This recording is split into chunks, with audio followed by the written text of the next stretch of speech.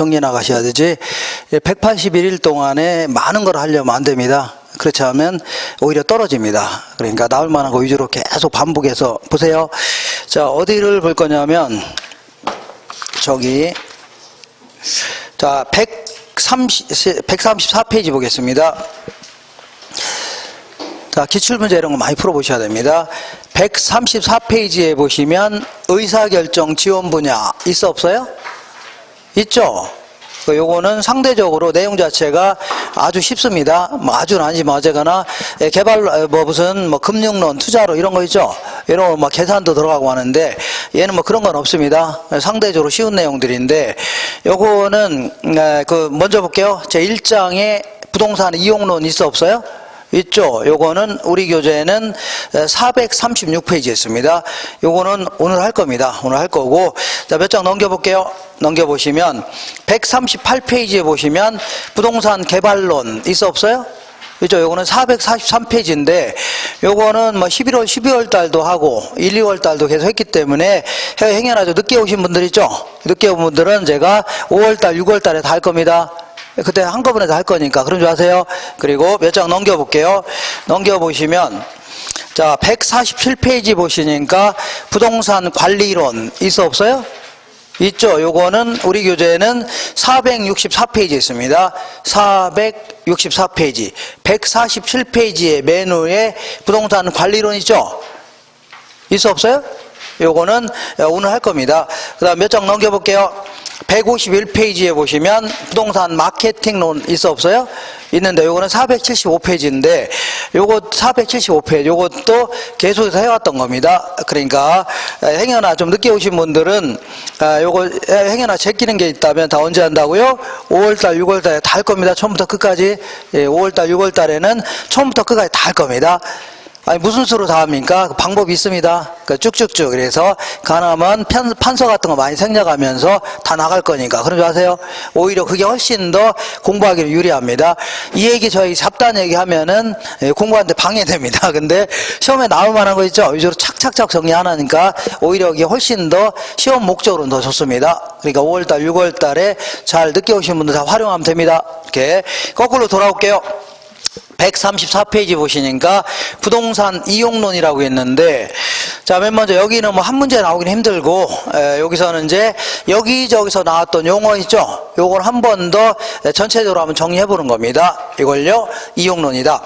먼저 최유효 이용이 뭐냐면 어떤 최고로 효과적인 토지이용 이런 걸요 최유효 이용할 수 있네요. 그러니까 만족감이 극대화되는 토지이용 이걸요 최유효 이용 해주면 됩니다. 그러면 한번 정의를 한번 내려볼게요. 자, 객관적으로 양식과 통상의 이용 능력을 보유한 사람, 이런 사람을 우리는 이제 합리적인 보통 사람 해줄게요. 무슨 사람이라고요? 보통 사람이 생각할 때 합리적이고 합법적인 최고 최선의 이용, 이걸요 최유효 이용이다. 가장 만족감이 극대화되는 토지이용이다 얘기입니다. 예를 들어서 이렇게 볼게요. 여기가 이제 서울의 강남역 사거리인데 여기는 뭐 30층, 50층짜리 상업용 건물이 즐비하죠. 고도 상업지역인데 어떤 갑이라는 노인분이 딱 여기에 한 3,000평짜리, 2,000평짜리 땅을 갖고 있습니다. 그러면서 여기다 2층짜리 집을 딱 짓고 살고 있어요. 그러면 누가 보더라도 야 저기다가 뭘 지어서요? 오피스텔 같은 거 지어서 분양하면 큰 돈을 벌 수 있다는 얘기죠. 그러니까 누가 보더라도 우리 같은 사람이 볼 때 야 이거 어떻게 저렇게 이용하냐, 제대로 된 이용이 아닐 수가 있다는 얘기죠. 물론 이 사람이 생각할 때는 뭐 제대로 된 이용일지 모르겠지만 우리 같은 보통 사람이 생각할 때는 이게 만족감이 상당히 떨어진 이용이라는 얘기죠. 그러면 저기다 30층 정도를 지어서 이용할 때가 최고 최선의 이용이냐, 그렇지 않을 수가 있다는 얘기입니다. 이것도 마찬가지로 복합적으로 한번 접근해 보는 겁니다. 최고 최선의 이용, 다시 말하면 최유효 이용이 되기 위해서는 복합적으로 접근해야 됩니다. 자, 복합적 접근하면 항상요 법경기 기억나셔야 됩니다. 법경기. 자, 먼저 이 30층 정도로 이용하려고 했더니 문제는 한 25층 이상 올라가는 거는 불법이다. 용적률 건폐율에 위배되죠. 그럼 불법적인 이용하면 돼요, 안 돼요? 안 된다는 얘기입니다. 맨 먼저 합법적인 이용해야 됩니다. 합법적인 이용해야 된다. 자, 두 번째는 25층 정도 이용하려고 했더니 문제는 이 지역이 언덕배기 이런 얘기죠. 그러니까 25층 정도 올렸다가는 아무래도 위에서 막 언덕이 막 누를 수 있어 없어요? 누르는 바람에 무너질 수 있는 거죠. 그리고 기반시설 자체가 잘 안 갖춰져서 물이 안 내려갈 수 있는 거 아닙니까? 그러니까 자 20층 이상 올리는 것은 아무래도 무너질 가능성이 있거나 물도 안 내려갈 수 있다는 얘기죠. 그러니까 이거 이상 올리면 안 되겠네요.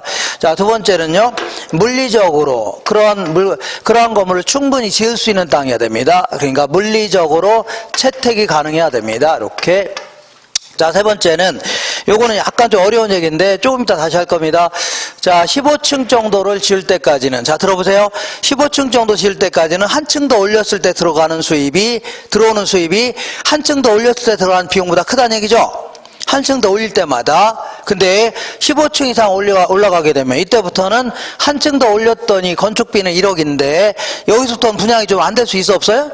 있죠. 그럼 그때부터는 분양대금이 6천만 원밖에 안 들어올 것 같답니다. 그러면 올리면 돼요, 안 돼요? 안 돼요. 그러면 이때부터는 들어온 돈을 까먹을 수 있다는 얘기죠. 그러니까 이거 이상 올리면 안 되겠네요. 그래서 세 번째는요, 최대 수익을 실현할 수 있어야 됩니다. 최대 수익을 실현할 수 있어야 되는데, 근데 문제는 이러한 수익이 내가 죽거들랑 발생한다, 먼 미래에 발생한다, 이런 거를 합리적이라 할 수는 없는 거죠. 그러니까 자, 가까운 시일 내에 실현이 가능해야 됩니다. 합리적인 이용이어야 된다, 이렇게 얘기합니다. 그러니까 어떤 토지가 가장 최유효 이용이 되기 위해서는, 만족감이 극대화되는 이용이 되기 위해서는 맨 먼저요, 합법적인 이용이어야 되고, 두 번째는요, 물리적으로 채택 가능해야 되고, 세 번째는요, 최대 수익을 실현할 수 있어야 됩니다. 그러면서 합리적인 이용이어야 됩니다. 그 다음에 이번에는 이 토지용의 집약도라는 게 있는데, 집약도라는 것은 단위 면적당 투입되는 노동과 자본의 양, 이걸요 집약도 해줍니다. 집약도, 토지용의 집약도. 그래서 여기 보시면 여기도 땅이 1제곱킬로미터가 있고 여기도 땅이 1제곱킬로미터가 딱 있는데, 여기는 농촌이라고 치자. 농촌. 여기는요 도시라고 치자. 그러면 도시 같은 경우는 자, 건물이 빼곡히 막 들어서 있을 거 아닙니까? 그죠? 그러니까 단위 면적당 투입되는 노동과 자본의 양이 많아요, 적어요? 많죠. 그래서 이거를 집약도가 높다 해줍니다. 집약도가 높다. 근데 농촌 같은 경우는 기껏해야 씨 뿌리고 경작하는 비용 있죠? 이런 게 다를 거 아닙니까? 그러니까 아무래도 단위 면적당 투입되는 노동량과 자본의 양이 작죠? 이걸요 집약도가 낮다 해줍니다. 이렇게. 자, 지금부터 집약도가 이렇게 높은 토지용을 뭐라고 하냐면 집약적 토지용이다, 이렇게 표현합니다. 집약적. 그러고 이렇게 집약도가 낮은 토지용을요 다른 말로 조방적 토지용이다. 조방이라는 표현 자체는 면밀하지 않다는 얘기죠. 듬성듬성 엉성하게 이용하는 걸 뭐라고요? 조방적이라는 표현을 씁니다. 이렇게. 근데 요 용어보다 조금 더 그 중요한 용어가, 요 용어가 더 중요한 겁니다. 자, 여기가 뭐가 있냐면, 일단은 여기다가 이제 건물을 지으려고 하는데, 일단 합법적이고 물리적으로는 채택 가능합니다. 합법적이고 뭐는 가능하고요, 물리적으로는 채택 가능한데, 자, 요때 한 5층 정도를 지어서 만약에 분양하게 되면 분양금 들어와요, 안 들어와요? 들어오죠? 그러면 요 돈하고 그동안 투입한 돈하고 딱 맞아 떨어진답니다. 그러니까 이 토지를 구입하려면 돈 많이 들어가, 덜 들어가요? 많이 들어가니까. 근데 기껏해야 1층 지어서 2층 지어서 분양하게 되면 손해죠. 그러니까 최소한 5층은 지어서 분양했을 때 그동안 투입한 비용하고 딱 맞아 떨어진다는 얘기죠. 그죠? 그래서 요거를 뭐냐면, 그러니까 총수익해도 되고 수입해도 상관없습니다. 총수익과 총비용이 같다. 그동안 들어간 총비용하고 딱 맞아 떨어진다는 얘기죠. 그죠? 요걸 뭐라고 하냐면 손익분기점이다 해줍니다. 5층 정도를 지어서 분양할 때 요걸요 손익분기점이다, 이렇게 합니다. 그러니까 5층 이하로 짓게 되면 손해죠. 5층 이상은 지어야 이익이 생긴다, 그런 얘기입니다. 이걸요 손익분기점 해줍니다. 이렇게. 자, 그러면 지금부터 자, 한 층 더 올렸을 때 들어가는 한계라는 표현은 여기저기서 나오는데, 여기서 경제학에서 한계는 추가란 뜻입니다. 뭐라고요? 추가적인 수익, 추가적인 비용, 이걸요, 한계라는 용어 쓸게요.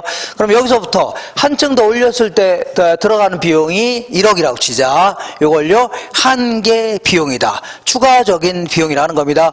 그 다음에 한층 더 올려서 분양하게 되면, 분양금 들어와, 안 들어와요? 들어오죠. 이걸요, 한계 수익이다. 해줍니다. 그러니까 한층 더 올렸을 때 들어가는 비용은 1억인데, 이거는 분양이 충분히 가능하다는 얘기죠. 분양대금은 3억 들어올 것 같다. 그러면 올려야 돼? 안 올려야 돼?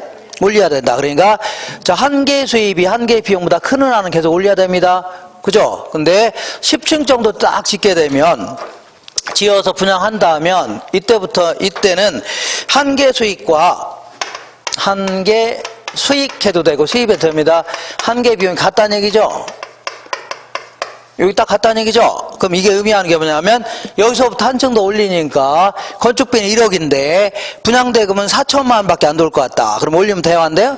안 돼요. 여기서부터는 더 이상 올렸다가는 들어온 돈을 까먹을 수 있다는 얘기죠. 이렇게. 그래서 요 10층, 요게 바로 뭐냐면, 이게 이윤 극대화점이다. 집니다. 이익 극대화점, 아니면 이윤 극대화점 해줍니다.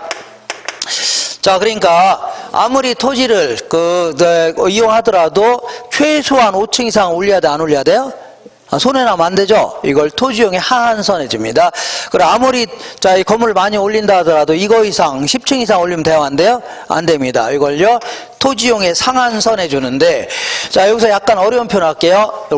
요거를 손익분기점을 우리 부동산학에서는 조방한계 이렇게 표현합니다.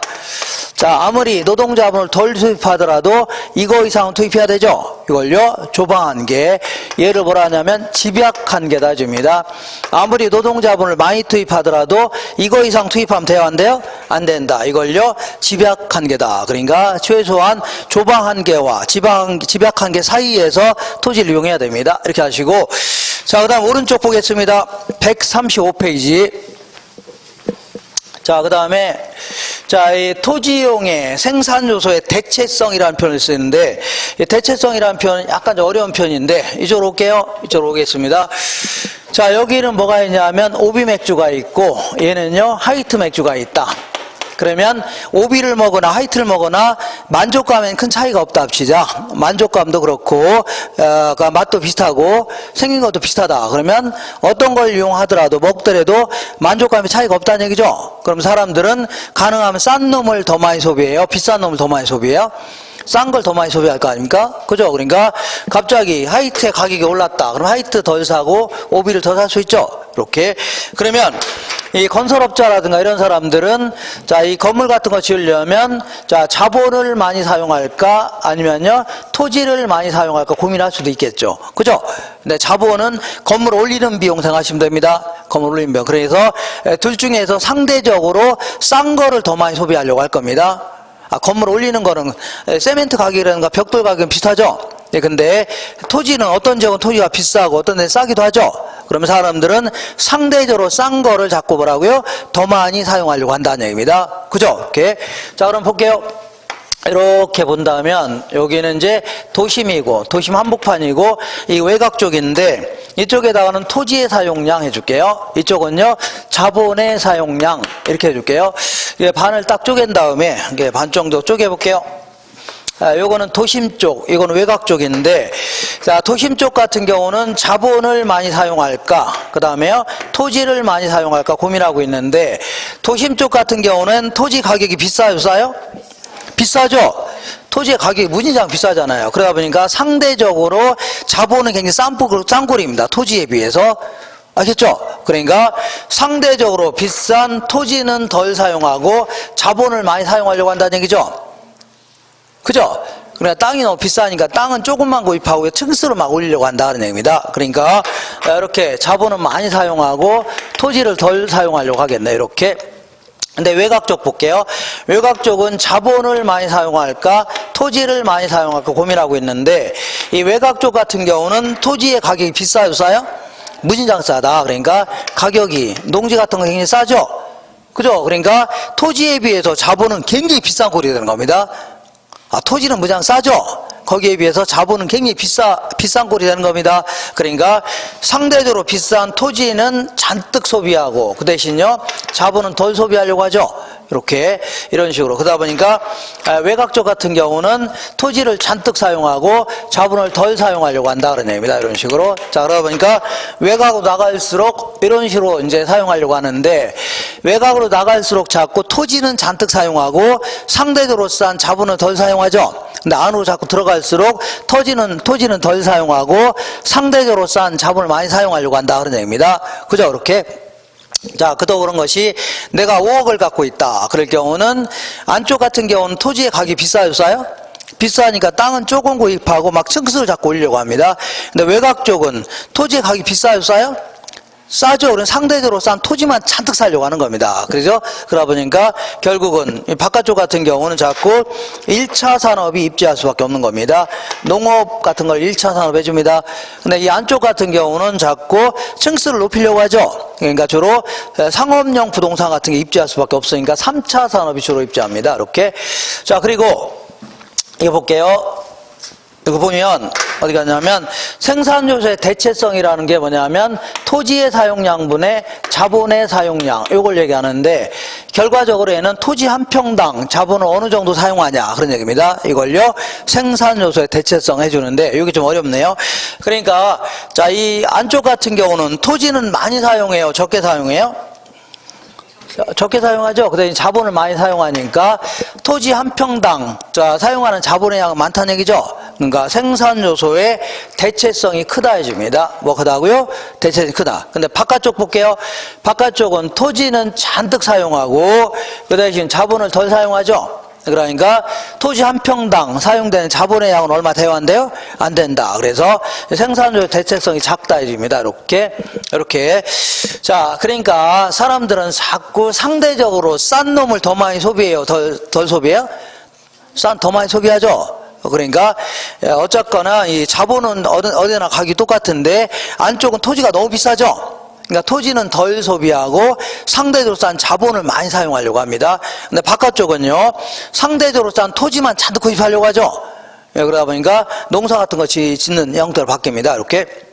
그 다음에 그 밑에 볼게요. 입지잉여라고 있는데, 입지잉여는 뭐 그야말로 다른 조건은 다 동일한데 입지가 좋아서 생기는 잉여, 이걸 뭐라고요? 입지잉여라는 겁니다. 입지가 좋아서 생기는 잉여, 이걸 뭐라고요? 입지잉여다. 그런데 여기가 이제 대학교가 딱 있습니다. 딱 있는데 요 밑으로 내려오면 삼거리가 딱 있다 치자. 이렇게. 자, 딱 있는데 여기에도 라면집이 있고 여기도 라면집이 쭉 있는데, 자, 다른 조건은 다 동일합니다. 셋 다 전부 다 품질은 똑같습니다.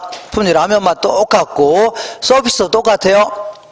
똑같죠? 근데도 불구하고 얘는 하루에 매출액이 100만 원이랍니다. 여기는요 20만 원씩이랍니다. 그럼 여기서부터는 더 이상 입지가 좋아 생기는 잉여는 없다는 얘기죠. 그래서 지금부터 입지가 가장 좋을 때의 잉여를요 100% 입지잉여 이렇게 해줄게요. 입지가 가장 안 좋은 땅을요 0% 입지잉여. 여기서 한계라는 것은 끝이라는 용어입니다. 여기서 부동산학에서는 끝이라는 용어입니다. 그러니까 입지잉여가 끝이라는 얘기죠. 이걸 한계 입지 이렇게 표현합니다. 한계 입지. 그러면 자, 요런 땅들은 입지잉여가 좋아요, 안 좋아요? 좋죠. 그러니까 서로 이걸 이용하려고 안 하려고요? 이용하려고 하니까 입지 경쟁이 치열할 수밖에 없는 겁니다. 그럼 서로 이용하려니까 토지 가격은 올라갈까요? 떨어질까요? 올라가겠네요. 그럼 토지 가격이 너무 비싸니까 이거를 땅을 구입해서 2층만 지어서 이거 이용하면 안 되겠죠? 막 층수를 막 높여서 이용하려고 할 겁니다. 자꾸 뭐라고요? 집약적 이용이 나타날 수밖에 없는 겁니다. 이렇게 하시고 그 밑에 요거 바로 밑에 토지용의 집약도가 동일하더라도 모든 산업에 공통적으로 입지잉여가 적용되는 건 아니라는 얘기죠. 그러니까 모든 산업이 똑같이 여기가 입지잉여가 좋다 할 수는 없는 거죠. 예를 들어 라면집 같은 경우는 여기가 입지잉여가 좋겠죠. 근데 여기다가 장례식장을 차렸다. 이거 입지잉여가 좋아요? 학교 앞에서 장례식장 차리면 아무래도 좀 보기도 안 좋고 그렇죠. 그리고 아니면 뭐 골프장, 스크린 골프장을 차렸다. 그러면 대학생들이 뭐 골프 치는 애들도 있겠지만 거의 대부분 안 치겠죠. 그러니까 골프장 같은 경우는 입지가 아주 안 좋은 땅이 되는 겁니다. 이런 땅은 그잖아요. 그러니까 모든 산업에 똑같이 입지잉여가 적용되는 건 아니라는 얘기죠. 이렇게 하시고, 자, 이번에는 자, 미국의 노스 교수라는 사람이 있는데, K는 묵음입니다. 이 시카고 인근에 어디라고요? 토페카라는 도시를 직가 구조를 딱 연구했는데, 자, 이렇게 이게 이제 도심입니다. 아무래도 도심에서 외곽으로 나가게 되면 직가가 올라가요? 떨어져요? 떨어지는데 어떤 식으로 떨어지냐면 이렇게 상당히 이렇게 구부러지면서 떨어지더라 그런 얘기입니다. 이걸요 구배라는 표현 자체는 기울어져 있다, 구부러져 있다는 걸요. 자, 번역하자면 이걸요 구배 현상 해줍니다. 무슨 현상이라고요? 구배 현상 해줍니다. 그래서 왜 이런 형태가 나타나냐면 이렇게 요걸 뭐 정확히 이 사람이 얘기한 건 아니고 이렇게 우리 도심 안쪽 같은 경우에는 자 예를 들어 막 지가 차이가 너무 크다는 얘기입니다. 예를 들어서 자 이 을지로 같은 데서 갑자기 명동 쪽으로 조금만 들어가게 되면 그때는 막 백화점이고 막 즐비하죠. 지가가 문장 올라간다는 얘기입니다. 조금 나가니까 확 떨어지죠. 근데 이 변두리 같은 데는 좀 나가나 들어오나 별 차이가 있어 없어요? 없다는 얘기입니다. 그래서 이렇게 그려지는데 어쨌거나 이 기울기라는 게 뭐냐면 밑변분의 높이를요 기울기라는 겁니다. 밑변분의 높이, 예를 들어 A분의 B한 걸요 기울기라는 겁니다. 이것도 밑변분의 높이를요 기울기라는 겁니다. 기울기. 그래서 이 안쪽 같은 경우는 기울기가 크다 해줍니다. 바깥쪽은요 기울기가 작다. 왜 이런 형태가 되냐면 이 안쪽 같은 경우는 여기 을지로에서 명동 쪽으로 좀 들어가니까 지가 팍 올라가죠. 조금 나가니까 팍 떨어지죠. 이렇게 지가 차이 크다는 얘기입니다. 근데 우리 변두리 같은 경우는 그럼 나가나 들어온 차이가 있어 없어요? 여기서 나가도 조금 떨어지죠. 들어가 조금 올라가죠. 그러니까 이렇게 되는 겁니다. 그래서 이렇게만 해놓으면 이제 보기가 안 좋으니까 뭐 논문 같지가 않잖아요. 그래서 이렇게 해볼게요. A분의 B는 뭐보다 크다고요? C분의 B보다 크죠. 이렇게 해놓으니까 뭐 있어 보여 안 있어 보여? 뭔가 있어 보이지 않잖아요. 이렇게 그죠? 그래서 그러니까 요거는 조그만 전통적인 소도시 이런 거는 이렇게 적용하지만 서울 같은 대도시는 이렇게 적용하기가 힘들겠죠. 그러니까 명동에서 빠져나가서 외곽으로 나갈수록 지가는 떨어지는데 서울 같은 경우는 강남을 지나서 강남이 아니라 한강 지나면 다시 또 막 문장 올라가죠. 그죠? 그러니까 대도시는 이런 식으로 적용되는 겁니다. 이렇게 한 장 넘겨볼게요. 넘겨보시면 도시 스프롤 현상이라고 되어 있는데, 자, 스프롤이라는 표현 자체는 스프링에서 나온 용어입니다. 스프링이 봄이죠, 봄. 아닌가요? 봄, 요즘에 봄이라고 하는데, 봄은 만물이 소생하는 거 아닙니까? 그러니까 여기저기서 뭐 싹도 돋고, 그 다음에 개구리도 튀어나오고, 그런 거죠. 뱀도 튀어나오고, 그래서 마치 이제 장기간에 걸쳐서 노출해서 사진으로 찍어보니까, 들쑥날쑥 막 개판이라는 얘기죠. 그래서 이 스프롤이라는 표현 자체는 불규칙하게 퍼져나가다 이런 뜻입니다. 스프롤이 뭐라고요? 불규칙하게 퍼져나가다 이런 뜻인데, 도시 스프롤 현상은 마치 도시가 개판으로 퍼져나가는 거 있죠? 이런 걸요 도시 스프롤 현상이다. 그러니까 도시의 성장 개발 현상이 무질서, 불규칙하고 평면적으로 확산되는 이러한 현상을요 도시 스프롤 현상이 줍니다. 이 원인은 개인이 이거 어떻게 할 수는 없는 거죠. 그러니까 정부가, 자, 국가가 도시 이용 계획을, 토지 이용 계획을 소홀히 하는 바람에 이렇게 되는 겁니다. 여기는 여러 가지가 형태가 있는데, 밀도라는 게 뭐냐면 빽빽한 정도 있죠. 이걸 얘기하는데, 미국 같은 경우는 땅덩어리가 넓어요, 좁아요? 넓죠. 그러니까 아주 막 듬성듬성 이 개발되어 나갈 수 있죠. 이런 걸요 저밀도 연쇄 개발해 줍니다. 그리고 한국 같은 경우는 땅덩어리가 좁죠. 그러니까 빽빽한 정도는 높으면서 주변 지역을 잠식해 나가는 이러한 현상을요 고밀도 연쇄 개발해 줍니다. 그다음에 간선도로라는 게 뭐냐면 도시의 동맥이 되는 주요 도로를요 간선도로 해줍니다. 그러니까 간선도를 따라서 도로 입구 같은 경우는 이렇게 발달할 수 있죠. 이런 형태로 움직이는 현상을요 간선도를 따라 움직인다 해줍니다. 그 다음에 비지적이라는 표현 자체는 땅 위에서, 지라는 게 땅지자고 비라는 게요 날비자, 그러니까 비행기 할 때 비자입니다. 그러니까 땅 위에서 뭔가 날아다니는 모습 있죠. 요걸 빗대어서요 비지적 현상이라는데, 여기서 뭔가 날아다니는 게 뭐냐면 개구리입니다. 개구리가 땅에서 날아다니는 모습 있죠. 요걸 빗대어서 뭐라고요? 비지적 현상이 됩니다. 무슨 현상이라고요? 비지적 현상. 그러니까 개구리가 어떻게 생겼어요? 이렇게 생겼잖아요. 예. 이렇게 생겼나요? 이렇게. 자, 그래서 개구리 잘 그리지 않았나요? 이렇게 연습한 겁니다. 이렇게. 자, 개구리 육세 있을 거 아닙니까? 그래서 얘가 이제 나를 딱 째려보고 있는 거 아닙니까? 지나가다 보니까. 그죠? 째려보면 나도 째려봐야 될 거 아닙니까? 그러다가 내가 먼저 웩 하니까 저쪽으로 움직일 줄 알았더니 이쪽으로 팍 튀는 거죠? 어디로 튈지 알아야 몰라요? 럭비 공부가 치면 어디 튈지 모르는 거 아닙니까? 또 여기다가 또 웩 하니까 저쪽으로 튈 줄 알았더니 이쪽으로 막 튀는 거죠? 이런 식으로 지역마다마다 상당한 공지를 남기면서 주변 지역을 잠식해 나가는 이러한 형태를요 비지적 현상이다 집니다. 대표적인 게 나홀로 아파트 이런 거 생각하시면 됩니다. 나홀로 아파트. 자, 그래서 듬성 아파트 지어대는 거. 특징은 주거지역뿐만 아니라 상업지역, 공업지역에서도 발생할 수 있는 겁니다. 그리고 요거는요, 대도시의 도심지보다는 주로 외곽부 있죠? 개발이 예상된 지역, 이런 데서 더욱 발생하는 겁니다. 요거는 도심 외곽부의 평면적인 확산이며 때에 따라서는요 입체 슬림 현상이 나타나기도 합니다. 그러니까 이 그 명동이라든가 이 충무로 이런 데서는 뭐 이렇게 개발하다가 자 옛날에 이제 요즘에는 다 재개발이 다 끝났는데 금호동이라든가 옥수동 뭐 이런 데 있죠. 약수 이런 쪽이 전부 다 약간 이제 이 저소득층이 많이 살던 이런 동네입니다. 이렇게 예전에 맨날 여기도 놀러 가고 했는데 그러다가 이제 한강 넘어가면 또 다시 막 실비하죠. 그러면서 이 듬성 뭐라고요? 입체 슬럼가가 생길 수 있다는 얘기죠. 이걸요 입체 슬럼 현상이라는 겁니다. 그 다음에 만약에 자 도시를 이렇게 차곡차곡 개발해 나갔다면 이렇게 아주 이 지역은 땅값이 굉장히 비쌀 겁니다. 근데 이제 도시를 이제 방치해 놓으니까 막 개판된 거 아닙니까? 그러니까 전체적으로는 평균적인 집값보다 낮을 수밖에 없네요. 그죠? 막 퍼져 나가니까. 자, 그 다음에 거기 보시면 침입적 토지용이라고 있는데 요거는 뭐냐면 일정 지역에서 기존의 이용주체가 새로운 인자의 침입으로 인하여 새로운 이용주체로 변화해 나가는 거, 이걸 뭐라고요? 침입적 토지용이라는 겁니다. 예를 들어서 여기가 이제 고소득층 주거지역이었는데 여기는 고가 아파트였죠. 근데 시간이 꽤 지나서 30년, 40년 지나면 아파트가 낡고 노후화될 거 아닙니까? 그러면 돈이 많은 사람들은 이런 데 살려고 안 살려고요? 안 살려고 하고 한 단계 낮은 하위 계층 들어오기 시작한다는 얘기죠. 저소득층들이 들어온다. 이런 거를요.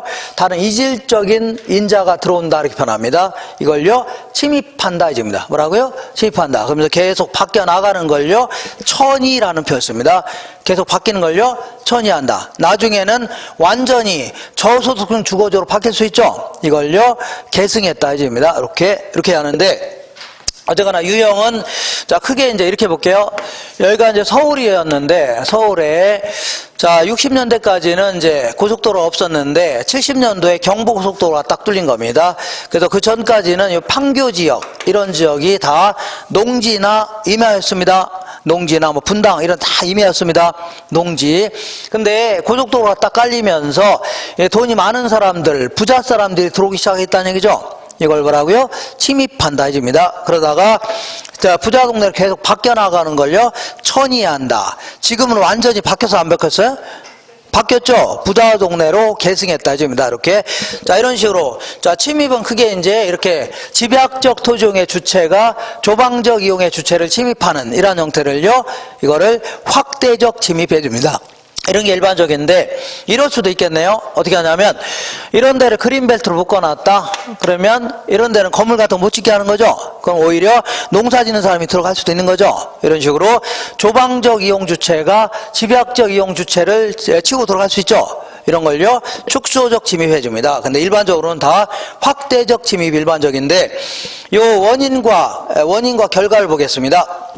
이 동네 사람이 부자 사람이 왜 이쪽으로 들어오려고 하냐면 일단은 낮은 집가 수준이죠. 그래 여기는 아파트 가격이 너무 비싸니까 이런 데는 싸니까 자 들어올 수 있다는 얘기죠. 그리고 높은 흡입력 이것도 한몫하는 겁니다. 교통이 이렇게 발달하니까 막 들어온 거 아닙니까? 교통이 안 좋으면 들어오려고 해야 안 들어오려고? 안 들어오려고 하죠. 그리고 자 여기는 이런 동네는 아주 그 공기가 맑아요 안 맑아요? 그죠? 환경이 깨끗하죠? 이런 게 한몫하는 겁니다. 그러다 보니까 너도 나도 여기 들어오려고 하니까 여기 들어와 살려고 하죠? 그러다 보니까 그 만만치 않게 여기도 지가가 올라가 안 올라가요? 올라갈 수 있겠네요. 그 다음에 자 옛날에는 애들이 개구리나 잡고 하던 이렇게 조용하던 동네에 있는데 어느 날 시커먼 차가 왔다 갔다 하고 뭐 카바레 같은 거 생기고 이런다는 얘기죠. 그러니까 그러다 보니까 거기 사는 어르신들이 좋아요, 안 좋아요? 안 좋아하죠. 원주민들의 강한 저항이 따를 수밖에 없는 겁니다. 그리고 또한 이렇게 무분별하게 도시가 성장해라는 걸 막기 위해서 뭐 시가와 조정구역 이렇게 하면서 여러 가지 규제할 수 있어 없어요? 있다는 얘기입니다. 이렇게. 그다음 이번에는 직주 분리와 직주 접근이다. 이런 얘기를 해볼게요. 자, 직주 분리라는 것은 직장과 주거지가 분리되어 있는 현상, 이걸요 직주 분리 현상이라는 거고, 직주 접근은요 직장과 주거지가, 그래 직장 근처에 집 있는 걸요 직주 접근 현상이라는 겁니다. 예컨대 이렇게 서울 중심부에 직장이 있고 외곽 쪽에다가 집을 마련할 수 있죠. 이런 걸요 직주 분리다. 그 다음 직장 근처에 집이 있는 걸요 직주 접근이라 하는데, 이거 조금 넓게 생각해 볼게요. 넓게. 이게 서울입니다. 역사적으로 자, 이 1990년도에 제1기 수도권 신도시를 개발하기 시작했습니다. 그러니까 여기다가 뭐 일산이다, 일산, 여기는요 뭐 중동, 삼본, 분당, 평촌 이런 게 1기 수도권 신도시인데, 이런 걸 90년도에 개발하기 시작했던 겁니다. 그죠? 그러니까 자, 여기 살던 사람들이 어디 가고요? 일산 쪽에 막 들어가 살기 시작했다는 얘기죠. 그리고 이게 이제 역사적으로 먼저 시작된 겁니다. 이걸요 직주 분리 현상이다 해줍니다. 직장과 좀 넓게 생각해 보는 겁니다. 자, 그러다가 근래 들어서는 다시 나갔던 사람이 들어온다는 얘기예요. 그죠? 그래서 이런 현상이 나타나기 시작합니다. 이걸요 직주 접근 현상이다 해줄게요. 직주 접근 현상이다. 그러면 이것도 원인이 있겠고 이유가 있을 거예요. 결과가 있을 겁니다. 이렇게. 이것도 뭐라고요? 원인이 있고 결과가 있을 텐데, 이거 너무 암기하려고 하지 마시고 자꾸 내용을 이해하시면 됩니다. 자꾸 생각하시면서 정리하시면 돼요. 자, 먼저 직주 분리의 원인을 볼게요. 자, 어쨌거나 자꾸 그전까지는 개발 위주의 정책을 펴왔죠. 그러다 보니까 도심의 환경이 좋아요, 안 좋아요? 안 좋죠. 그러니까 자꾸 나가 살려고 하는 거, 또 한몫하는 거고. 그 다음에 여기는 뭐 지가가 비싸요, 싸요? 비싼데 여기는 초창기 때 싸죠. 90년도만 하더라도 자, 아파트가 여기는 한 30평 기준으로 뭐 한 2천만 원, 3천만 원밖에 안 됐습니다. 굉장히 쌌습니다. 그러니까 여기서 궁상맞게 사느니 이쪽으로 가서 사는 게 좋다는 얘기죠. 이렇게 해서 나가 산다는 얘기입니다. 그리고 철거라든가 재개발 때문에 쫓겨난 자들이 있어 없어요? 있죠. 이런 사람이 때마침 이런 데가 살려고 하겠네요. 그 다음에 이런 데는 공적주의가 너무 많다는 얘기죠. 재산세도 비싸고. 그러니까 나가 살려고 하는 것도 한몫합니다. 근데 뭐니 해도 뭐라고요? 교통의 발달, 이게 한몫하는 겁니다. 교통이 안 좋으면 나가 살 수 있어 없어요? 없다. 때마침 94년도에 여기에 이제 자, 이쪽으로 쭉 가면서 어디까지요? 임진각까지 가는 자유로가 딱 뻗었는데, 요게 이제 한몫한 겁니다. 94년도에. 그러니까 여기서 나와서 쫙 들어가면 바로 들어가죠. 그러니까 굳이 여기서 풍성하게 다닐 필요 없다는 얘기입니다. 이런 게 교통의 발달, 이렇게 한몫하는 겁니다. 자, 그러다 보니까 너도 나도 나가 살려고 하니까 외곽의 집가도 만만치 않게 올라가 안 올라가요? 분당 같은 경우는 거의 강남을 육박하는 이런 집가가 올라가는 거 아닙니까? 그리고 또한 공동화 현상을 다른 말로 도넛 현상이라는데, 도넛. 자, 그러니까 낮에는 서울이 빠글빠글합니다. 근데 밤엔 다 나가 사는 바람에 이렇게 요게 뭐 같아요? 이게 점 찍어 놓은 게? 이게 뭘까요? 예? 이게 뭐예요? 이게 설탕 아닙니까? 설탕. 이게 도넛 현상이라고 했죠? 이게 설탕입니다. 설탕.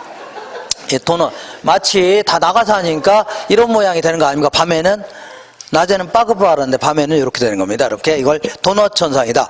그 다음에 고동 비율이라는 게 뭐냐면, 이 피해 순환을 위해서 심장이 막 꿀럭꿀럭 움직이는 모습이죠. 이걸 고동 비율이 하는데, 자, 도심 고동 비율은 보통 이제 아침 저녁으로 출퇴근 전쟁이라는 얘기죠. 이걸요 고동 비율이 높다 이렇게 표현합니다. 이렇게. 자, 그러다 보니까 근래 들어서는 다시 나갔던 사람들이 들어오려고 하는 경향이 있죠. 이런 게 강해졌습니다. 왜냐하면 너도 나가 사니까 외곽에 있는 집가는 올라가는 추세고, 안쪽은요 상대도 낮을 수 있죠.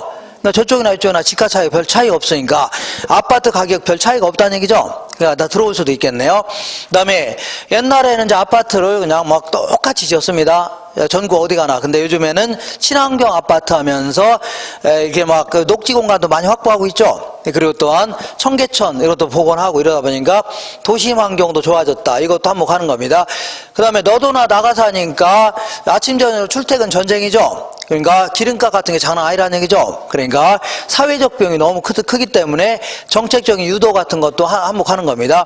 그 다음에 뭐니 해도 교통체증의 심화, 이게 한몫하는 겁니다. 그러니까 한두 번 지각하면 야, 너 멀리 사니까 뭐 지각할 수 있다 하지만 계속해서 툭 하면 지각하고 그러면 부장님이 가만히 있지 않아요? 그러니까 자리 완전히 빼라고 합니다. 들고 가든지 집에 가든지. 그래서 얼른 쫓겨나기 전에 들어와야 돼, 안 들어와야 돼? 들어와야 되겠죠? 여기 한몫하는 겁니다. 그러다 보니까 옛날에 이제 나갔던 사람이 들어오니까 아파트 다시 지어야 되겠죠? 그러니까 주공 5단지 아파트 이런 거 5층짜리 이런 게 다 철거되면서 막 40층, 50짜리 건물이 막 질비하게 들어서죠. 고층화 현상이 나타나고 그 다음에 자, 여기 볼게요. 이 원래는 이제 저소득층 주거지역이었는데 이 돈이 많은 사람이 막 들어오기 시작하죠. 그러면서 고소득층 주거지역으로 바뀌어 나가는 거, 이걸요, 도시가 봄을 맞았다 해서 도시 회춘화 현상해집니다. 무슨 현상이라고요? 도시 회춘화 현상, 이렇게 얘기하는데, 자, 이걸 누가 이런 얘기를 했는지 참 뇌 구조가 의심스럽습니다. 그러니까 이렇게 고소득층이 막 들어오면은 이거를 도시가 봄을 맞은 거고, 거꾸로 저소득층이 막 들어오면 도시가 겨울이 되는 겁니까? 말 같지 않은 소리 해놓는데, 어쨌든 이걸요, 도시가 봄을 맞았다, 이렇게 얘기합니다. 이걸요, 도시 회춘화 현상이 따집니다. 그 다음에 이번에는 한계지에 대해서 알아볼게요. 한계지. 한계지는 택지용의 맨 끝에 있는 땅, 이걸요, 한계지 해줍니다. 자, 그러니까, 자, 이런 얘기를 해볼게요. 여기 뭐냐면, 택지라는 게 건물을 지을 수 있는 땅, 이걸요, 한계지 해줍니다. 건물을, 그러니까 결국은 도시 토지를 얘기합니다. 그러니까 도시가 이제 성장해 나가면서 이 주변에 있는 논밭을 잠식해 나갈 겁니다. 이런 식으로. 자, 이렇게 논밭을 이렇게 잠식해 나가는데, 이때 이 택지용의 맨 끝에 있는 땅, 이런 땅을 뭐라고요? 요걸 한계지 해줄게요. 맨 끄트머리에 있는 땅을 한계지. 근데 한계지는 어떤 특징이 있냐면 농경지의 집가 수준과는 무관하다. 그러니까 도심에서 시작해서 집가가 점점 떨어질 겁니다. 그러다가 여기서부터는 농지는 팍 떨어지겠죠. 그러니까 단절 집가다. 그러니까 예를 들어 여기는 평당 한 300만 원 정도 한다면 여기는요 평당 30만 원밖에 안 되죠. 이런 식으로 이 땅의 집가와는 관계가 없다는 얘기죠. 그죠? 농사 짓는 땅이고 건물 짓는 땅이 아닙니까? 관계 없다는 얘기입니다. 그 다음에 한계지 상호간에는 밀접한 대체관계가 성립한다. 대체관계가 뭐야? 자, 그 만족감의 차이가 없다면 싼 놈을 소비하려고 하죠. 똑같이 이것도 건물 지을 수 있는 땅이고 건물 지을 수 있는 땅이라면 가능하면 싼 놈을 소비하려고 할 겁니다. 근데 자 보세요. 이 땅과 이 땅은 농지는 대체관계가 있어 없어요? 이게 싸다고 이쪽을 이용하지는 않겠죠. 그러니까 얘들끼리는 밀접한 대체관계가 성립이 된다. 그 다음에 여기 이제 이쪽으로 도로가 크게 났다. 그럴 경우는 이쪽으로 막 연장할 가능성이 높아집니다. 대중교통수단을 중심으로 해서 연장될 가능성이 높아져요. 그 다음에 초기에 택지화된 곳은 집가 상승이 빠르다. 그러니까 초기에 이렇게 택지화된 곳은 투기적 수요 이런 게 겹치면서 집가가 계속 올라갈 수 있죠. 그런 얘기 하는 겁니다. 그 다음에 내가 1억을 갖고 있다. 1억 갖고 있으면 이 외곽 쪽 같은 경우는 내 집을 마련할 수도 있을 겁니다. 자기 집을요, 자가라는 겁니다. 대출 좀 끼고서 사면 되는 거죠. 맞아, 안 맞아요? 근데 안쪽 같은 경우에는 1억 가지고 집을 사기는 쉽지 않죠. 그러니까 안쪽 같은 거는 전월세가 많을 수밖에 없는 겁니다. 전월세. 그래서 전월세를 차가라 하는 겁니다. 빌릴 집을 뭐라고요? 차가. 그러니까 자가의 한계지는 차가의 한계지보다는 더 먼 원방권이죠. 이런 게 위치하는 게 일반적입니다. 이렇게 하시고, 자, 그 다음에 여기서는 좀 그 용어 정도 나오는 거니까 문제 거의 안 물어봅니다. 그 다음에 어디를 볼 거냐면 잠깐만 더 할게요. 자, 어디를 볼 거냐면 147페이지 한번 보겠습니다. 147페이지. 요것 좀 147페이지 볼게요. 부동산 관리론. 여기서는 꼬박 한 문제를 물어봅니다. 한 문제. 내용도 별로 없으면서 꼭 이게 한 문제는 물어봅니다. 존재감은 있습니다. 한 문제. 어렵지 않아요. 자, 부동산 관리의 내용이다 해서 이 부동산 관리의 필요성, 관리는 어떤 경우나 관리는 해야 되는데 여기서 관리의 필요성은 자꾸 전문가 있죠? 전문가한테 자꾸 맡기려고 하는 경향, 이런 게 많아졌다는 얘기입니다. 왜 그러냐면, 자, 옛날에는 단독주택 위주였죠? 근데 지금은 이제 아파트 무지막지하게 지어지는 거 아닙니까? 공동주택 위주로 바뀌어 나가는 바람에, 현관문 안쪽은 자기가 관리하면 되는 거 아닙니까? 근데 현관문 열고 나가봐요. 그러면 복도도 있고, 층계도 있고, 아니면 엘리베이터도 있고, 놀이터도 있고, 노인정도 있는데, 요거, 아줌마들 나와서 청소하라면 청소해요, 안 해요? 말만 더럽게 많지 나오라면 뭐 안 나오죠. 그러니까 누군가가 관리해 줄 사람이 필요하다 하는 얘기입니다. 그 다음에 건축기술의 발달이라 해서 내가 5층짜리 상가 하나 갖고 있다 그러면 이거 무슨 고장 나고 그러면 내가 고치기 힘들면 어떻게 하면 돼요? 수리상 불러서 고치면 될 거 아닙니까? 형광도 나가고 그러면 고치면 될 거 아닙니까? 그러니까 자기가 직접 해도 상관없다는 얘기입니다. 그죠? 아니면 종업 몇 명 두고서 할 수 있는 거죠. 근데 만약에 30층짜리 건물을 갖고 있다 이런 경우 30층 정도라면 얘는 아무래도 어디 고장나면 툭하면 고장나면 그때마다 누구를 부르면 오히려 돈이 더 나갈 수 있죠. 그리고 전기시설이라든가 엘리베이터 같은 거 고장나면 함부로 이제 이거를 관리하기도 힘들 겁니다. 그렇잖아요? 그러니까 상당히 난이도가 높은 관리 아닙니까? 그러니까 이런 것들은 툭 하면 누구한테 부르기보다는 얘를 계속해서 관리해 줄 수 있는 전문 업체 있죠? 걔들한테 맡기는 게 훨씬 더 비용이 싸다 그런 얘기입니다. 그잖아요? 이것도 한몫하는 겁니다. 그 다음에 부재 소유자의 요구와 증대다 해서 부재 소유자라는 게 그 건물에 살고 있지 않는 소유자, 이걸요 부재 소유자라는 겁니다. 그러니까 내가 어떤 부동산을 전월세를 왔다 그럴 경우는 내가 거기서 살고 있어 안 살고 있어요? 안 살고 있으니까 누군가 관리해 줄 필요가 있다는 얘기죠. 근데 그거보다는 우리 아까도 언급도 얘기했지만 투자 신탁사라든가 리츠회사, 그 다음에 외국계 사모펀드라고 해서 재벌들의 돈을 긁어 모아서 주로 전 세계를 다니면서 부실기업을 구입하고 다니는 이러한 집단들이 있는데 이걸요 사모펀드라는 겁니다. 론스타라든가 JP 모건, 리먼 브로더스 이런 걸 얘기하는데 얘네들이 대한민국에 와서 부동산을 구입도 합니다. 건물. 근데 얘네들은 구입만 했지 관리 운영은 다 누구한테 맡긴다고요? 자산 관리자한테 다 맡기는 형태입니다. 이런 게 자꾸 많아지니까 전문적인 관리가 필요하다는 얘기죠. 이렇게 하시면 됩니다. 그러면 관리는 보통 일반적으로 청소하고 소독하고 고장난 거 고치고 수리하고 교체하고 이런 거를 관리를 하는데 그런 것만 관리냐? 그런 거는 그냥 기술적 관리에 불과한 겁니다. 기술적 관리다. 그래서 요거를 이제 협의의 부동산 관리다 해줍니다. 좁은 의미의 부동산 관리해줘요.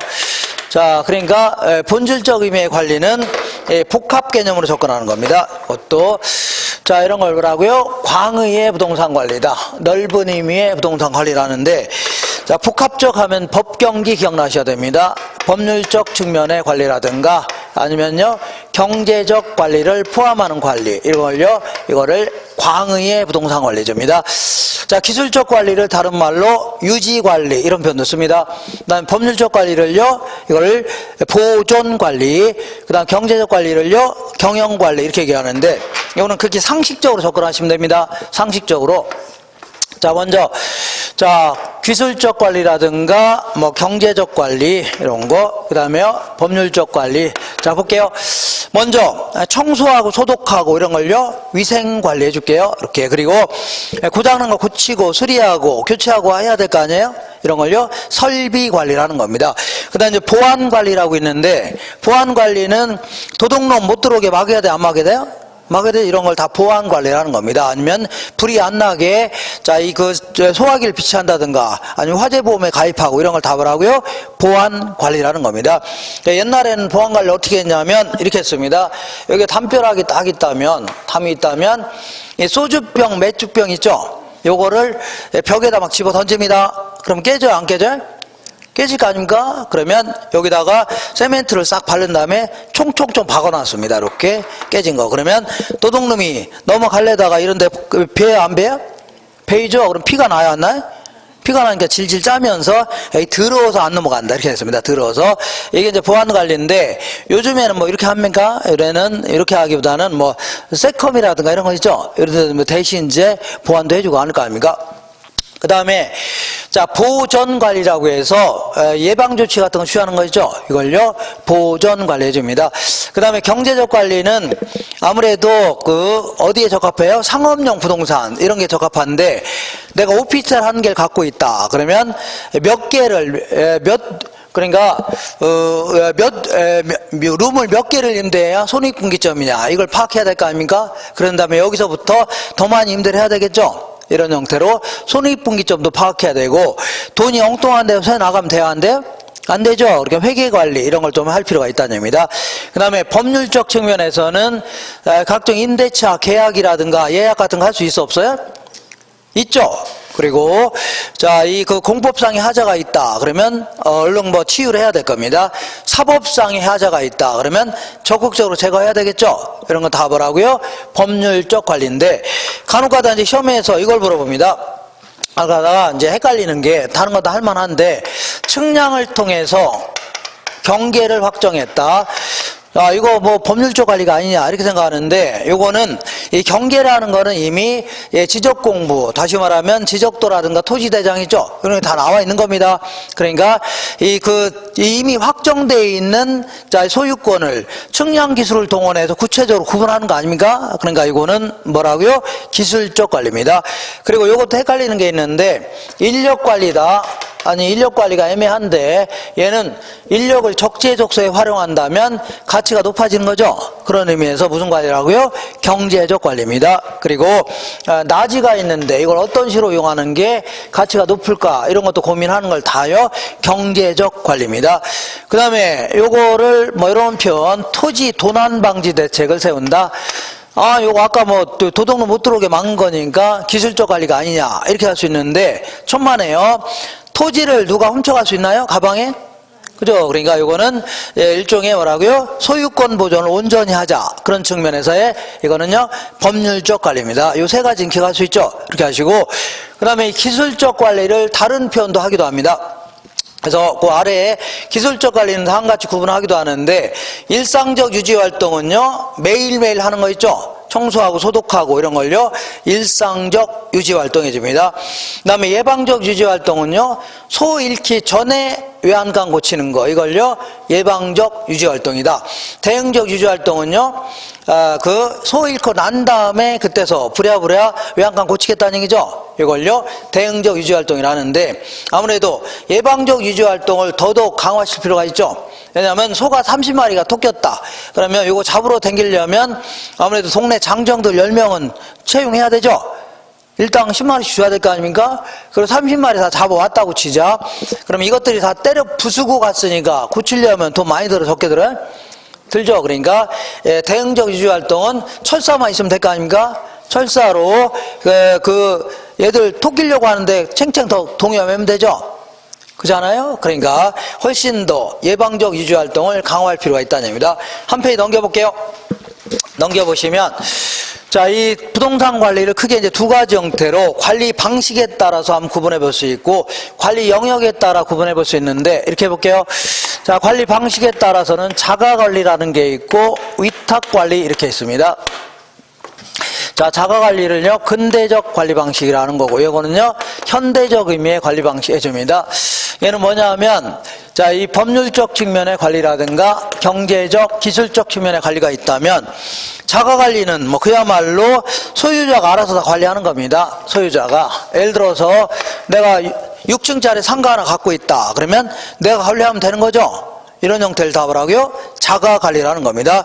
물론 내가 시간이 없거나 아니면 좀 규모가 크다 그럴 경우는 종업원을 몇 명 채용할 수도 있는 거 아닙니까? 이런 형태로 하는 걸요 자가 관리다. 그 다음에 위탁 관리는 아까 얘기한 대로 외국계 사모펀드가 있다 치자. 얘네들은 대한민국에 와서 자, 이 건물을 구입만 했지 다 관리 운영은 누구한테 맡긴다고요? 자산 관리회사한테 맡기는 겁니다. 그러다 보니까 자, 이 법률적, 경제적, 기술적 측면의 관리를 다 전문가한테 맡기는 겁니다. 이렇게 이런 형태로 운영하는 걸요 위탁 관리해 줍니다.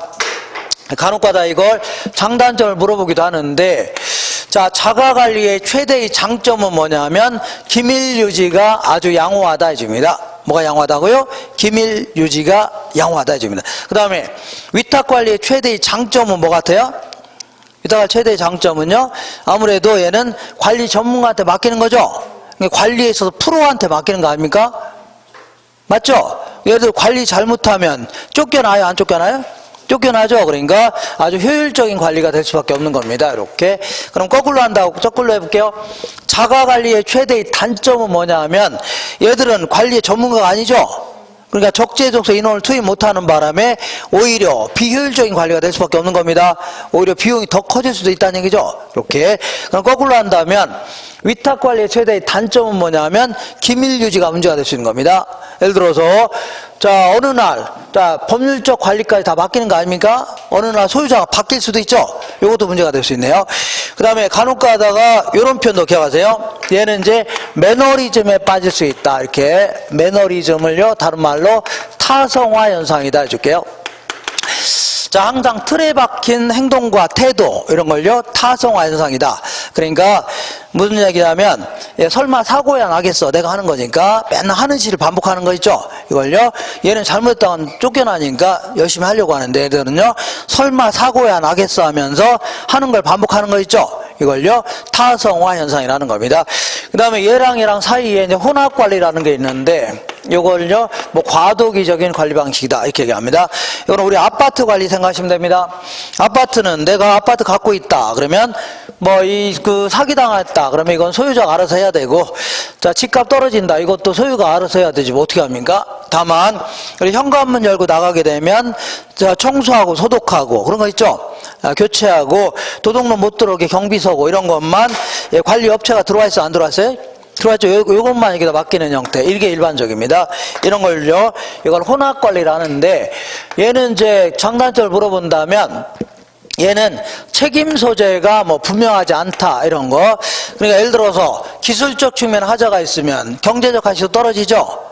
그죠? 그 다음에, 자, 법률적으로도 문제가 될 수 있으니까, 누가 잘못했냐, 이걸 따질 수 있는 거 아닙니까? 그죠? 그리고 관리가 잘 되면 상관없는데, 잘못된다면 양 방식의 결점만 노출될 수 있다. 이런 단점이 있습니다. 이렇게 하시고, 그 다음에 이번에는 관리 영역에 따른 분류다 해서, 야, 이렇게 해볼게요.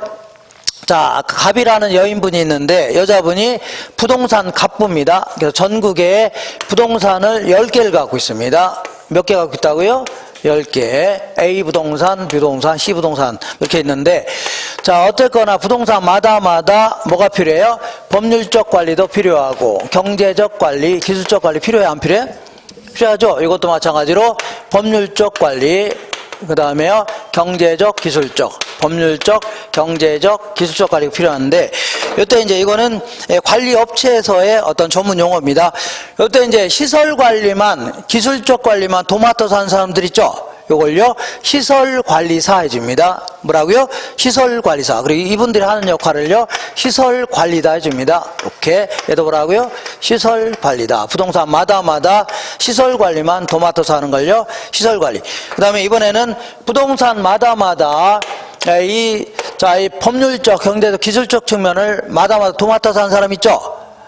그럼 하나 맡아서 도맡아서 하는 사람 있죠. 이런 사람을요 부동산 관리사 해줍니다. 이 사람들 하는 역할을요 부동산 관리다 해줍니다. 부동산 뭐라고요? 관리. 이걸 뭐라고요? 부동산 관리다. 이것도 뭐라고요? 부동산 관리다. 그러니까 얘는 얘한테 보고해야 됩니다. 시설 관리는 현 시설을 운용하고 유지하는 정도의 소극적 관리, 이걸요 시설 관리하는 겁니다. 그 다음에 자, 이 전국에 있는 10개 부동산을 다 끄집어내서 관리할 수 있죠. 그래서 얘는 뭐 수익성이 떨어지니까 팔아치워야 되겠다, 그리고 다른 걸 구입해야 되겠다, 어떤 형태로 구성하는 게 최적의 포트폴리오인가 고민해 볼 수 있어 없어요? 있죠. 이런 걸 다 하는 걸 뭐라고요? 위험 관리도 하고, 그 다음에 이거 리모델링 해야 되겠다, 이런 거 할 수 있죠. 이런 걸 다 하는 걸요 자산 관리사 해줍니다. 이 사람들이 하는 역할을요 자산 관리다. 자, 그래서 자산이라는 표현 자체는 수익 창출의 대상으로 삼을 때 이걸요, 자산 관리 이렇게 표현하는 겁니다. 그러니까, 보험사 같은 게서, 보험에서 자산 관리사 하면 그 사람의 그 수익을 높일 수 있는 방법이 있죠. 재산 가치를 높일 수 있는 방법까지 강구해 주는 걸 답을 하고요. 자산 관리사 이렇게 표현합니다. 그러니까 결국은 얘는 얘한테 보고해야 되고, 얘는 얘한테 보고해야 되죠. 그죠? 그러니까 얘는 자산 관리는요, 자, 어떤 식으로 관리하는 게 자산 가치가 증대될 것인가를 고민하는 적극적인 관리죠. 이걸요, 자산 관리사입니다. 그러니까 보통 시설 관리하고 자산 관리 구분해서 물어보기도 합니다. 그러면 자산 관리사는 누구한테 보고해야 돼요? 건물 주인한테 보고해야 되겠네요. 이렇게 하시고, 이번에는 자, 관리 중에 그래도 가장 큰 범위를 차지하는 게 그래도 임대차와 관련된 관리가 가장 큰 범위를 차지할 겁니다. 자, 그러면 읽어볼게요. 임대차 활동은 임대차의 유형이라고 해서 자, 임대료를 어떤 형태로 받아낼 것인가 이거에 따라서 크게 이제 세 가지 형태로 구분합니다. 이렇게. 자, 요거는요, 조임대차다. 얘는요, 순임대차. 얘는요, 비율임대차. 이렇게 얘기합니다. 자, 어쨌거나, 이 부동산이 있다면, 부동산을 월이면 월, 임대료 얼마를 책정할 건가, 이런 얘기입니다. 자, 조임대차는 총임대차. 이렇게 얘기하는데, 얘는요, 주거용 부동산에 적합하다집니다. 그 다음에 순임대차는요, 이거는, 자, 이거는 공업용, 공장에 적합하다집니다. 비율임대차는요, 이거는요, 매장용 부동산에 적합하다 해주는데, 얘는 이렇게 하는 겁니다. 자, 이 순수한 임료라는 게 뭐냐면 경비를 뺀 거를요, 순수한 임료라는 겁니다. 그리고 우리 이제 임대료 받을 때는 뭐 보험료라든가 유지 수선비라든가 이런 거 받아내려고 할 겁니다. 알게 모르게 받아내려고 하죠. 이거 다 포함하는 겁니다. 다만 여러 가지 경비를 하더라도 부가 사용료라고 해서 예를 들어서 수도요금, 전기요금, 가스비 이런 것들은 보험료에 포함시키면, 임대료에 포함시키면 돼야 한대요? 얘네들은 많이 쓴 사람 많이 내야 되죠? 적게 쓴 사람 적게 내야 될 거 아닙니까? 그러니까 요 임대료는 매달 똑같이 내는 거 아닙니까? 그러니까 이걸 부가사용료는 포함하면 돼야 한대요? 안 되죠? 그 나머지에 대해서 순수한 임료 외에도 여기다가 부동산 세금이라든가 보험료라든가 유지 수선비 이런 걸 다 포함시켰다는 얘기죠? 이렇게 하는 거를 뭐라 하냐면 조임대차입니다. 그러니까 우리는 알게 모르게 내가 월세 내는 거에는 아파트 월세 내는 거 있죠? 여기에는 부가사용료 외에는 다 포함됐다고 보시면 됩니다. 이런 식으로. 그 다음에 순임대차는 이렇게 하는 겁니다. 월 순수한 임대료만 일단 포함한 다음에 나머지 각종 경비인 세금이라든가 보험료라든가 유지수선비 이런 것들은 계약 시점에서 당사자 간의 합의하에 결정하는 겁니다. 세금을 나보고 내랍니다. 그럼 난 싫다고 하면 안 빌려준다 할 수 있죠. 보험료를 나보고 내랍니다. 난 종합보험에 들어오기 때문에 싫다고 했더니 안 빌려주겠다는 얘기죠. 이런 식으로 계약 당시에 요건 네가 내고 요건 내가 내고 할 수 있죠. 이런 식으로 하는 걸요 순임대차라는 겁니다. 그 다음에 비율임대차는 아무래도 매장용 부동산에 적합한데, 자, 홈플러스에 새 들어있는 자 맥도날드가 있다. 얘들이 장사가 잘 되는 이유는 크게는 두 가지일 겁니다. 그게 첫 번째는요, 맥도날드 햄버거가 워낙에 맛있다. 그러면 장사 잘 돼야 한대요? 잘 될 거 아닙니까? 근데 워낙에 아침부터 저녁 때까지 빠글빠글 유동인구가 많다는 얘기죠? 그럼 자연스럽게 잘 돼야 한대요? 되죠? 그러니까 이렇게 하겠다. 자, 월 맥도날드 니네들 한 달에 1,000만 원은 기본적으로 내라. 그런 다음에 니들 매출액에 따라서 우리가 유동인구가 많으니까 니들 장사 잘 되는 거 아니냐. 매출액의 한 30%는 우리한테 달라고 할 수 있죠? 이렇게 하는 걸 뭐라고요? 비율 임대차라는 겁니다.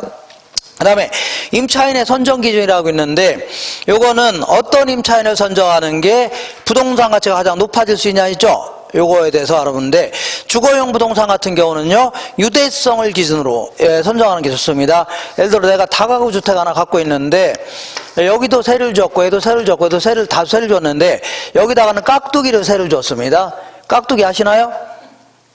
깍두기 눈 쫙쫙 찢어진 애 있잖아요. 머리도 깍두기처럼. 그래서 걔들이 낮에는 조용히 밖에 나갔다가 밤만 되면 들어와서 칼을 갈고 있는 겁니다. 스시미 칼. 쓱쓱 싹싹. 그러면 이 섬뜩해서 살고 싶어 안 살고 싶어요? 그래 안 살고 싶죠? 그러니까 자꾸 공실생기면 좋을 게 있어 없어요? 없죠. 그러니까 지들끼리 잘 어울려서 지낼 수 있냐?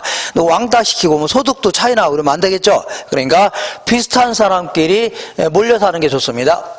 그 다음에, 자, 거기 사무실 공업용 부동산은 적합성을 기준으로 해서 내가 어떤 공장이 있는데 이 공장이 시설이 내 제품을 생산하기 딱 적합하다는 얘기죠.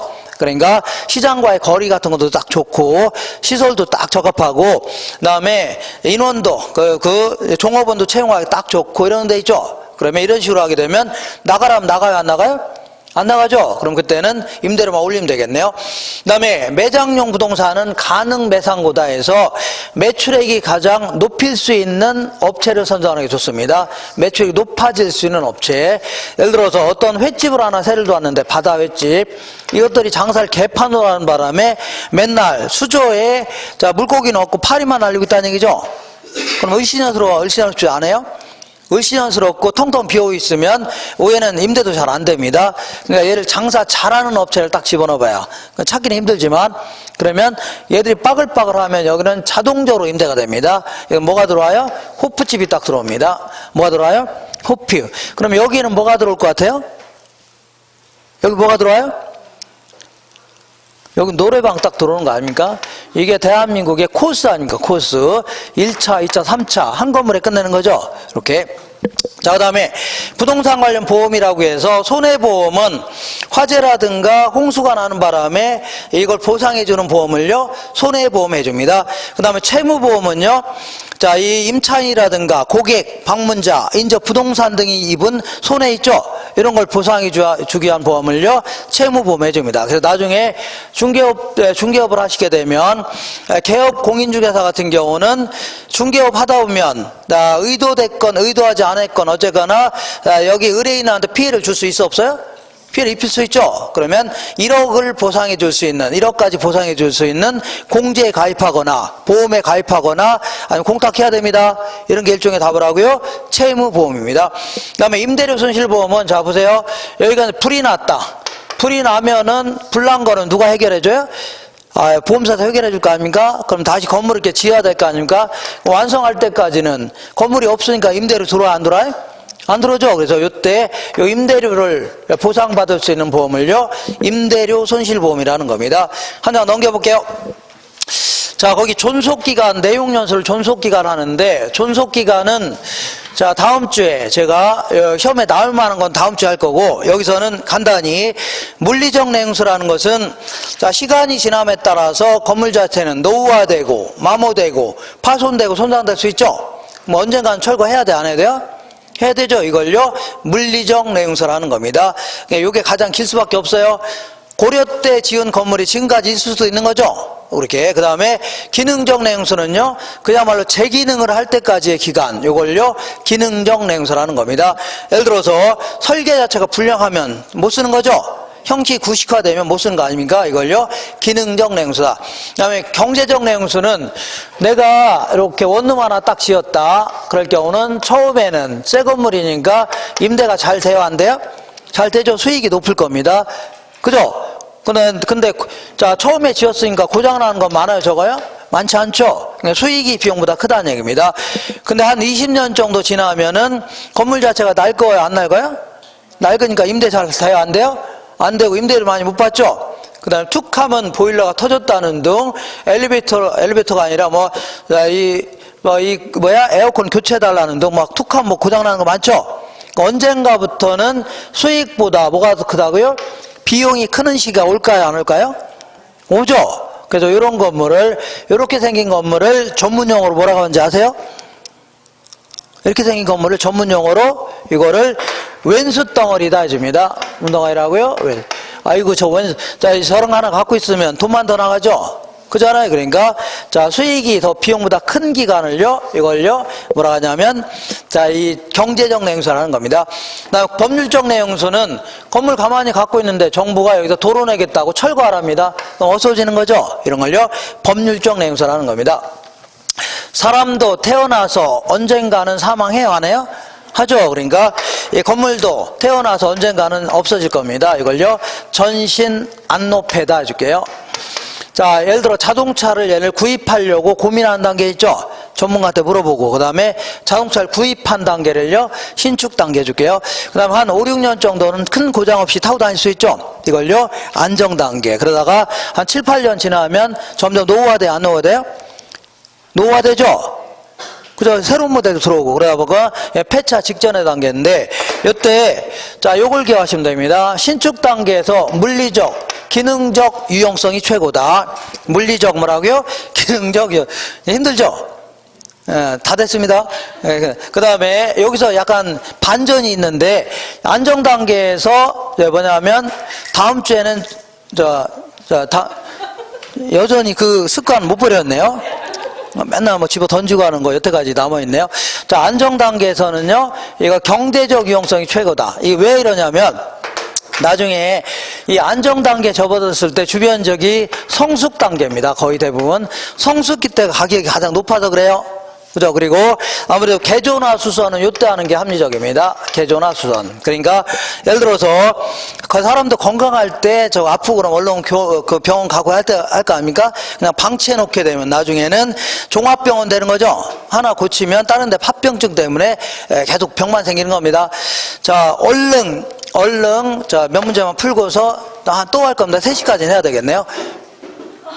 3시까지? 아, 그냥 곧바로 문제를 풀까요? 자, 5분만 쉬었다 할게요. 5분만 쉬었다가 가지 마세요. 갈 거예요?